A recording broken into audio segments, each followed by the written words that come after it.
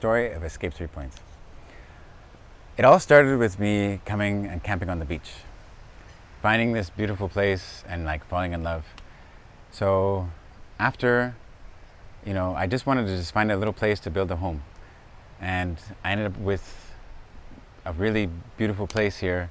And I said, no, I can't just build this place and only have it for my home. So we decided that no, I'll build the place bigger and actually be able to welcome people, because it is a bit of a piece of paradise. So I grew up on the farm.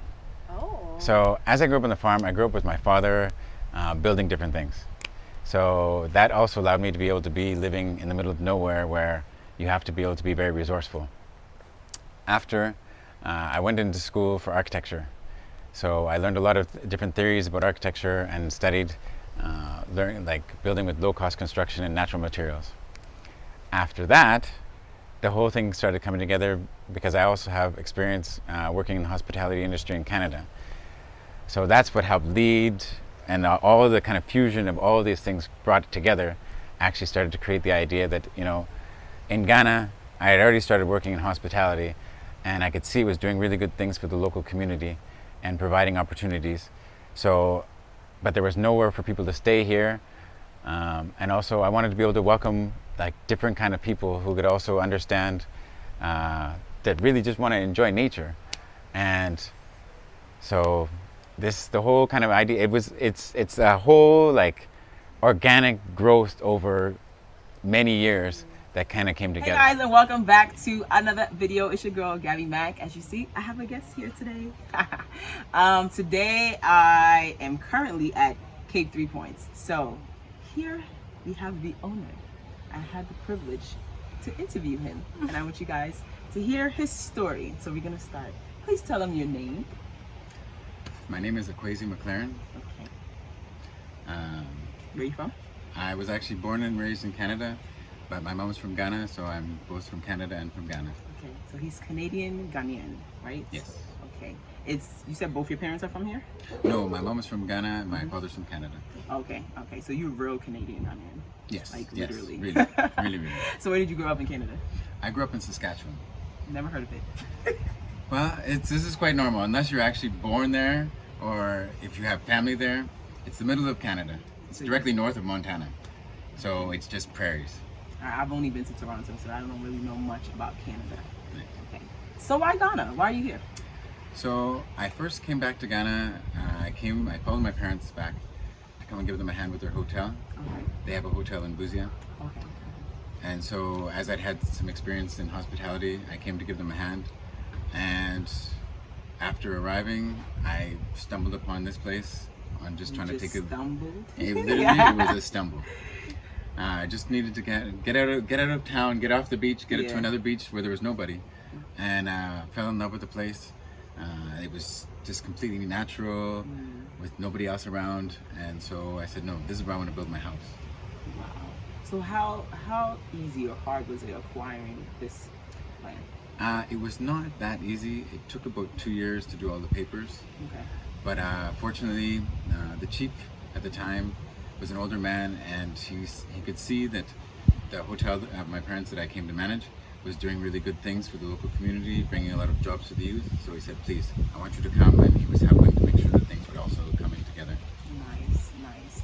That's pretty interesting. So tell us about this place. Let them know what to expect when they come here. So this is Escape 3 Points. Okay. So Escape 3 Points is an eco lodge. What we do here is we basically minimize our footprint. We build with a lot of natural materials, with earth, with bamboo, with raffia, reject timber.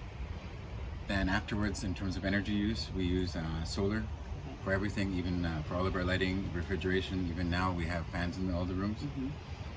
We also have composting toilets. So everything goes back into a system where we actually use the compost that comes from that onto our fruit trees.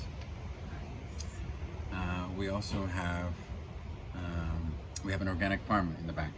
So we grow different things. We grow plantain, we grow bananas. Wow. So what you're serving is stuff that you grow yourself? Exactly. So everything that from our farm comes back into our kitchen. Nice. So has COVID affected you? Definitely. It made a the big difference here in Ghana, the fact that nobody from outside was able to come in, Yes. and of course all the travel restrictions. For us, we actually shut down for 2 months so that we could actually help to protect the community from any kind of COVID coming in, because of course at the beginning nobody really knew what was happening Yes. with the COVID.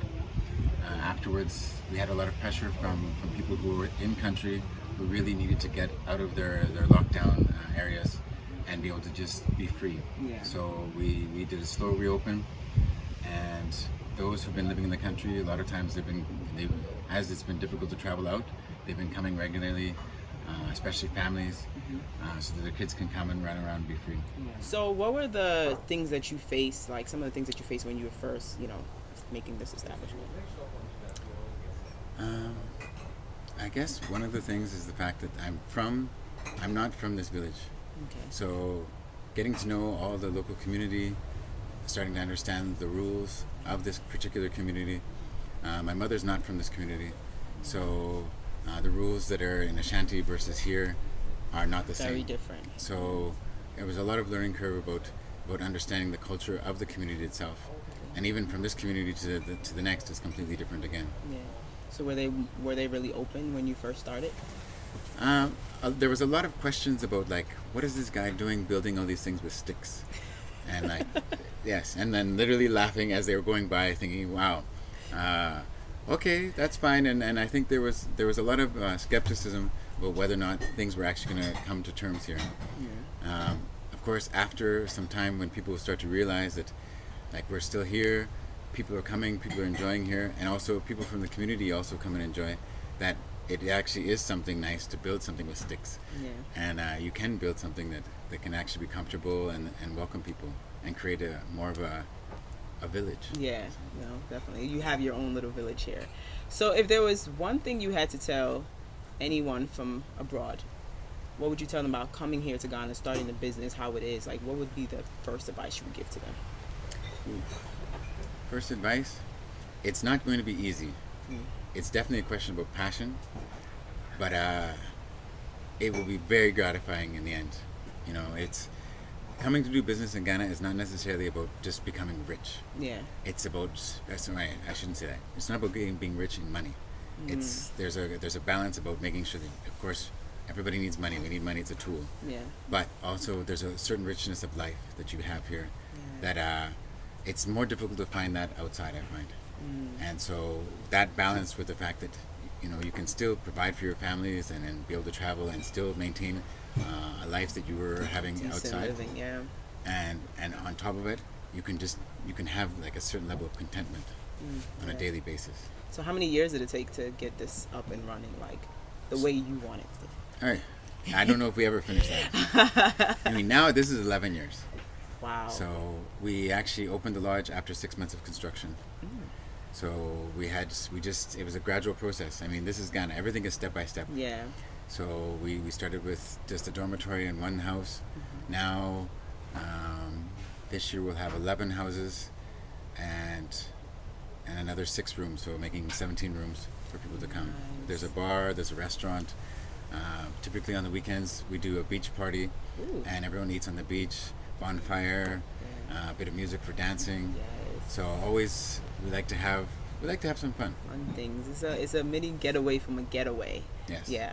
I feel like staying in Accra can be a getaway for someone, right? Coming to Accra is a getaway, but when you come here, it's a whole nother getaway. Yes. Yes. Oh, that's beautiful. I really, really like this whole idea.